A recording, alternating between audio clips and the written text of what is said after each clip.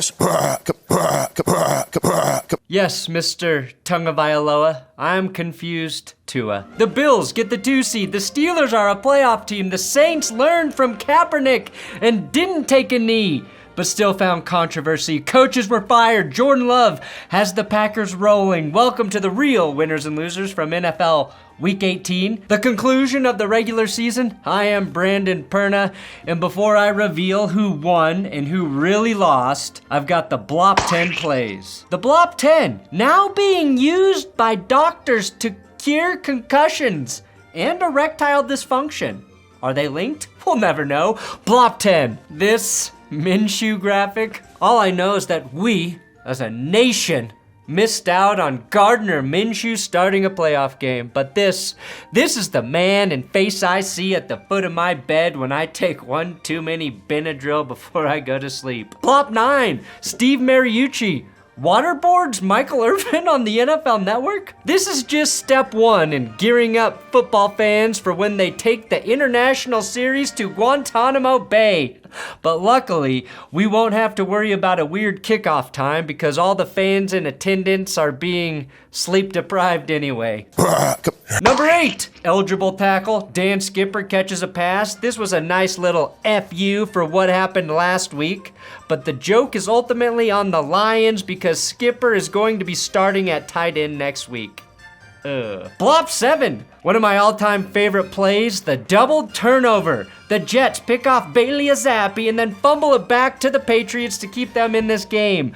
Pats fans were seen in the crowd with a custom sadness jersey. Really? Pats fans? You got it that bad? 6 Super Bowls in the last 20 years? You're already trying to pretend that you're like the rest of us? Get the fuck out of here. Blop 6, Arthur Smith got pissed off at Dennis Allen for running up the score on what looked like a kneel down. Then Dennis Allen got pissed off at his team for ignoring his play call and scoring said touchdown. Little did the Saints know that the Falcons made a deal with Smith that he could keep his job, assuming his team allowed 47 points or fewer. As the story goes, Dennis Allen wanted his offense to take the knee in victory formation, but according to notoriously reliable source Jameis Winston, the team decided that they wanted to give Jamal Williams a touchdown at the end of the game. Didn't condone that at all. Yeah. You know, he didn't. However, we decided as a team to do it, and man, we got an interception to the 1 yard line. Yeah. You know, like. Normally, I wouldn't give a shit about a team trying to run up the score, and I generally subscribe to the rule,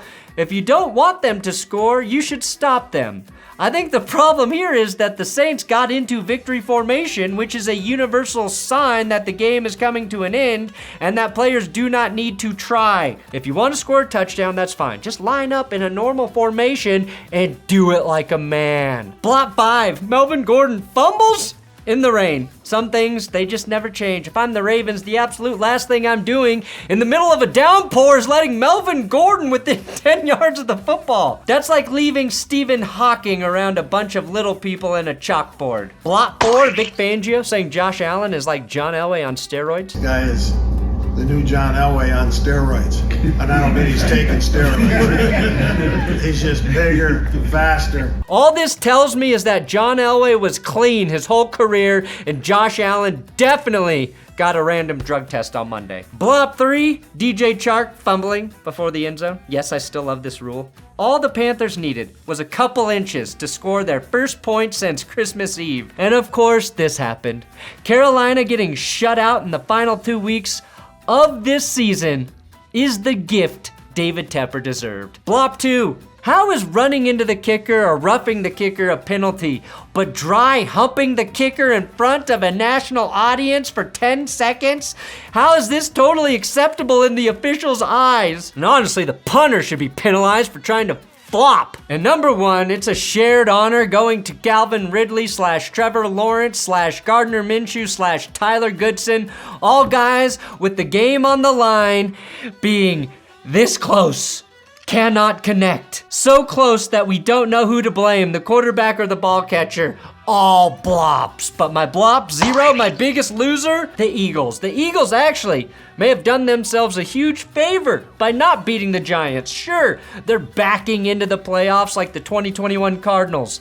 Philly has lost 5 of 6, but getting pummeled 27-10 is a sin. Tyrod Taylor was out playing Jalen Hurts, and then Jalen Hurts' finger was so embarrassed by the Eagles' performance, it tried to detach and leave his fucking body, probably to join Shane Steichen in Indy.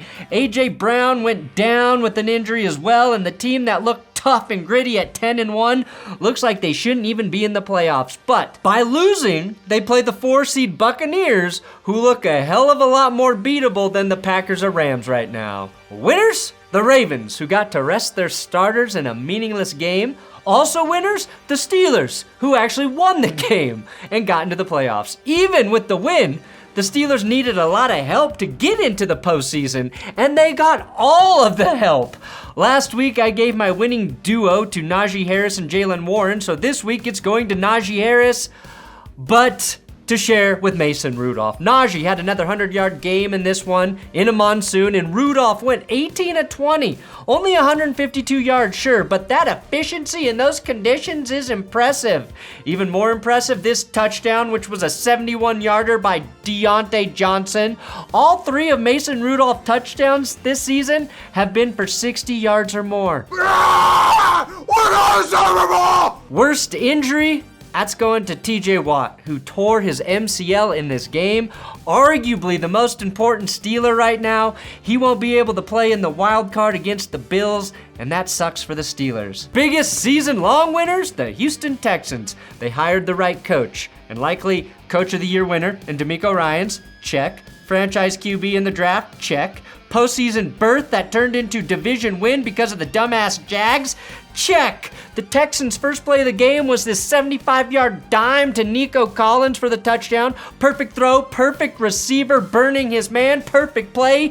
Nico Collins is my winning perfect player, a perfect 9 receptions on 9 targets for 195 yards and a TD. Most yards by any wide receiver this week. The Texans are not a perfect team though, yet. They let the Colts hang around despite Indy completely forgetting how to cover fullback Andrew Beck in the back of the end zone. Losing tweet? We were subjected to one of the worst tweets ever crafted by the Hand of Man on Saturday night when NFL Notifications posted this to honor an incredible season by C.J. Stroud. My favorite word in this tweet is despite, implying that C.J. Stroud could have put up better numbers and maybe even secured a 1 seed for the Texans if his dad wasn't in prison. Despite not being in prison, Deshaun Watson will still watch his Browns play the Texans this weekend. That's how you tweet about QBs in prison, okay? But I'm adding a new award, the Barry Sanders Award, which goes to the running back who, no matter what he does, his team still loses. And Jonathan Taylor is the first ever recipient. Taylor had 188 rushing yards on 30 carries with the touchdown. Taylor was the Colts' offense, which made the ending of this game even more perplexing for the Colts. Indy tied the game at 17. Stroud took a huge sack on a corner blitz, backing the Texans into a 2nd and 20, and then it happened. He called upon the Stroud boys on January 6th to lead his men to glory. Massive oversight by the NFL for allowing that to happen, by the way. Winning throw, C.J. Stroud on 2nd and 14, scrambling, and then throwing this ball away, but oh shit, he didn't throw it away. That's Nico Collins, the perfect player catching the ball. Collins grabs another, and Devin Singletary walks in for the lead-taking touchdown. Houston misses the PAT, leaving the door open for a Colts win with the TD. Indy does an incredible job marching downfield, eating clock until they get to the infamous 4th and 1, and then this happened. Minshew misses an easy throw to, no, not Jonathan Taylor, it's Tyler Goodson. And just like Macaulay Culkin at the end of the movie, The Good Son, it was dropped. It's in Minshew's hand, and a drop by Goodson. Shane Steichen blamed Minshew. Goodson blamed himself. Minshew blamed not being able to play in jean shorts. Bottom line, they practiced this play all week and did not execute when it mattered. I love Shane Steichen, but taking out your best player in a key moment is just dumb coaching, especially considering Goodson hadn't been thrown to all game and had 6 receptions on the entire season. Losers, the Buccaneers, for making beating the Panthers look hard. An honor you now share with the Packers. Now, it was one of the ugliest wins you'll ever see, but I think that's fitting for an NFC South champion this year. I guarantee they don't give a fuck though, because now they're in the tournament and they have a chance to knock off the defending NFC champs and the limping dog of the playoffs, the Philadelphia Eagles, next Monday night. After not being selected to the Pro Bowl last week, safety Antoine Winfield Jr. was excellent against the Panthers on Sunday, notching his 6th sack and 6th forced fumble of the season. Baker Mayfield was also able to sweep the Panthers this year, the same team that got rid of him a year ago, just another team that would have been better off sticking with him instead of making extravagant trades to bring in big-name QBs. And that's how a GM gets fired. Sorry, Scott Fitter. Loser, Aaron Rodgers, who forced his way out of Green Bay, played GM in New York, and then took a pay cut to help his team only to get hurt, and then watch the team he abandoned do better without him. He's gonna go on McAfee Tuesday and say he's a victim of Jimmy Kimmel first, and then he'll say he's happy for Jordan Love. But we all know that Rodgers knows that Packers fans don't give a shit about him anymore, and that they are in a state of bliss. They're happy he's gone. They love Love, and that's killing Rodgers on the inside. Not as much as Jordan Love is killing his opponents on the outside, and not as much as Rashawn Gary may accidentally pet a rabbit to death out of love. Settle, Rashawn.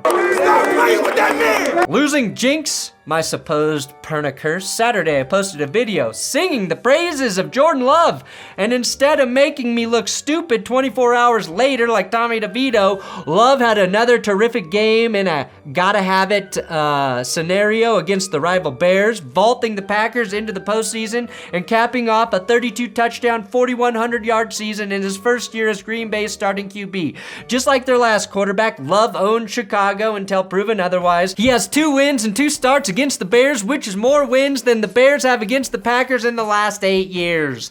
The more things change, the more they stay the same in the old NFC North. Just here to tell you, Packers back.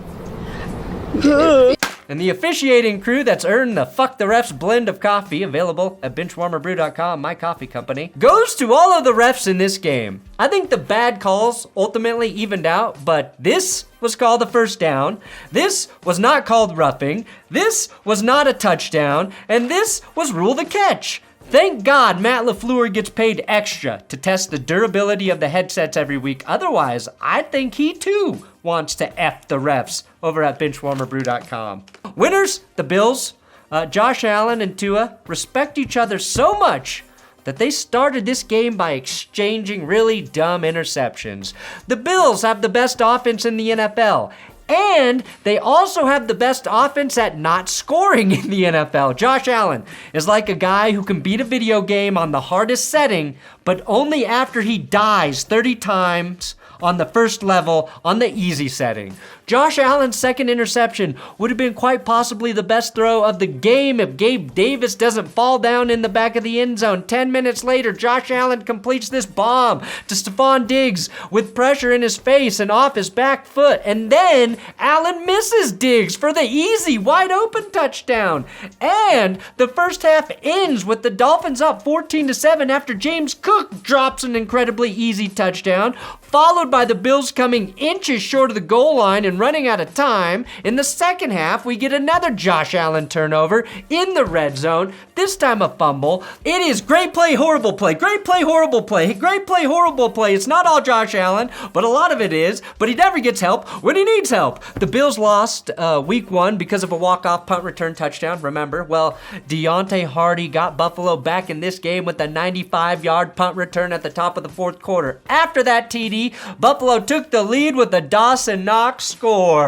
Losers, Tua and the Dolphins. The Dolphins defense gets a huge stop late, and Tua repays them by nearly throwing a pick, and then by actually throwing a pick. Buffalo dominated this game, but only won by 1 score. But that's just the Bills this year. Now, some blame Chase Claypool for Tua's last pick, but personally, I blame Tua for thinking it was okay to throw to Claypool in an important situation.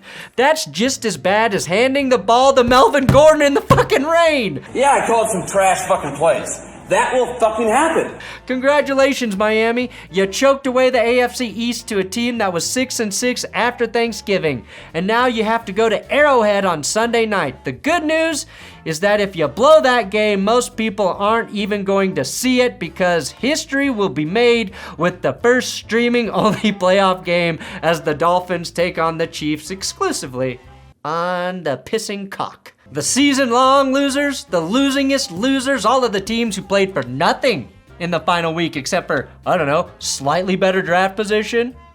Or even more disgustingly, pride. There's no bigger sign of a loser than a man or team playing for fucking pride. Oh, you make me sick. I'm looking at you, Patriots, Broncos, Raiders, Jets, Commanders, Chargers, Cardinals, Panthers. You get a pass, Bengals, and I'd say Giants, but you straight up kicked the Eagles' asses. That's not pride. You're like a prisoner, Giants, serving life for murder, no chance of parole, and you just fuck up dudes for fun. Losing fans, everyone watching the Broncos-Raiders game. This game was so bad, the turf didn't even want to show up. You gotta hope they replace that before the Super Bowl, huh? Well, I guess that depends on who's in the Super Bowl, actually. The Raiders did win, but the Broncos jumped them in the draft. Jerry Jeudy had his patent great game when it didn't matter. Ultimately, my winners of irrelevance, the Chiefs and Chargers. No game meant less, so I will say nothing about it. My winning quarterback, Derek Carr, saved his best game of the season for Week 18, a game the Saints needed to have a chance to win the NFC South, and of course it proved irrelevant when the Panthers couldn't muster a single field goal to keep pace with the Buccaneers. But Derek Carr was close to perfect, completing nearly 80% of his passes and throwing 4 touchdowns. His best throw of the day was a contested pass to rookie wide receiver A.T. Perry. Carr finished his first season in New Orleans with 25 touchdowns and 8 interceptions, which is somehow way better than I thought until actually looking at his final stats. If only there was a team that finished 8-9 and also wears black that probably could have snuck into the playoffs with slightly better QB play. But I simply can't think of one. Losing QB, it's Trevor Lawrence. I nearly gave this to Tua and then to Minshew, but I'm not gonna knock my hero for sucking at throwing easy passes. Who the fuck practices 4-yard passes anyway? So Trevor Lawrence, first overall pick in a must-win game with weapons to help him. But when the game was on the line twice, he just couldn't get it done. 2 picks to a team that had just 4 all season long. He wasn't the worst quarterback this week, but in terms of meeting expectations, I felt like he fell the shortest. I hate that the Jags lost, but their loss opened the door for pretty much every other team in the AFC, probably even the Jets. It guaranteed the Bills would make the playoffs, the Texans would win the division, and the Steelers would get into the dance. The tragedy, though, was the Jags not scoring any points after Andre Sisco's interception late in the 4th quarter. After that pick, Zay Jones got Jacksonville to the 1-yard line. Losers, the Jags in short-to-go situations couldn't get it in the end zone from their own 1-yard line and ended their season on 4th and 2. All 4-game altering plays were 2 yards or less, and they didn't give it to Travis Etienne once. Plus, Trevor Lawrence and Ridley couldn't connect here. That's just beating yourself. Winning exit? Derrick Henry. Derrick Henry most likely played his last game with the Titans. He went out with a bang, notching his 41st 100-yard game, tying Earl Campbell and Titans history. Oilers, Texans, Titans history. The Kirk Cousins Award, well, we've come full circle with the Cousins Award. Nick Mullins was airing out the ball in a loss to the Lions, slinging it with complete reckless abandon, knowing full well this could be the last game he starts in the NFL. Mullins had a pair of touchdowns, 396 passing yards, which was 37 more than anyone else in Week 18. He also could have had 39 more yards and another touchdown if Jordan Addison just didn't slow down on his route for no reason here. Eventually, as Nick Mullins does, he fired a couple passes right to the chest of Lions defenders late in the game. Loser, Dan Campbell's bite your kneecap, one-toed asshole mentality. Maybe. The Lions won their 12th game of the year, but at what cost? Dan Campbell was steadfast in playing his starters all game in a game that really was almost meaningless. Essentially, the Lions were in play for the 2 seed on Sunday, but it was going to take a win plus losses from Dallas and Philly. So it was a long shot to move up 1 seed, a jump that wouldn't have earned them a bye week or home field advantage throughout the playoffs. And Dan the Man still played all of his key players. Unfortunately for the Lions, they ended up paying the ultimate price for their aggressive approach, because after scoring his 10th touchdown of the season, their excellent rookie tight end Sam Laporta suffered a left knee injury, and his status for the playoff game against the Rams is now in doubt. This is pretty close to what I flamed Brandon Staley for last year when Mike Williams got injured in a game that was meaningless in Denver. I think Dan Campbell is consistent in his philosophy, which is mostly good, but a little too consistent. His inability to adapt to changing situations worries me. But you have to wonder, what's more valuable? A chance at 2 home playoff games if San Francisco gets upset in the divisional round, or having one of your best offensive players healthy going into the tournament?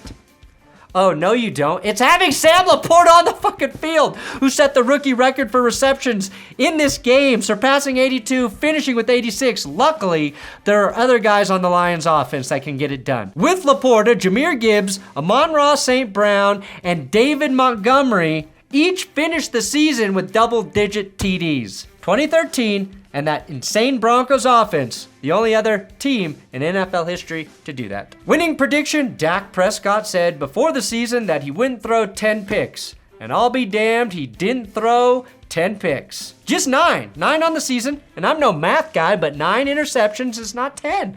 And it's not like Dak wasn't throwing the ball down the field in week 18. He ended up completing 86% of his passes for 279 yards and 4 touchdowns in the win at Washington. Dak ended the season with over 4,500 passing yards, 36 TDs, which are MVP numbers.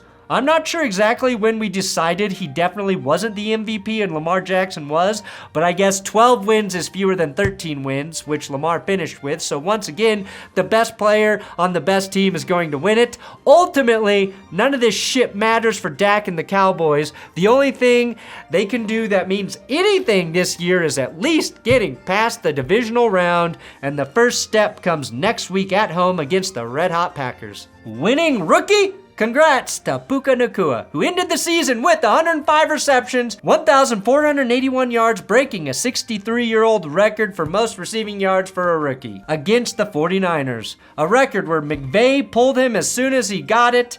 Even more impressive, he was able to do it with Carson Wentz throwing him the football. What an impressive start to what should be a career for Puka, who started the year as an anonymous 5th-round rookie and ended it as the 4th leading receiver in the NFL. And that's the regular season conclusion of winners and losers. Come back next week, wild card edition, power rankings up tomorrow, and then we'll get another video out this week about how to choose your bandwagon playoff team.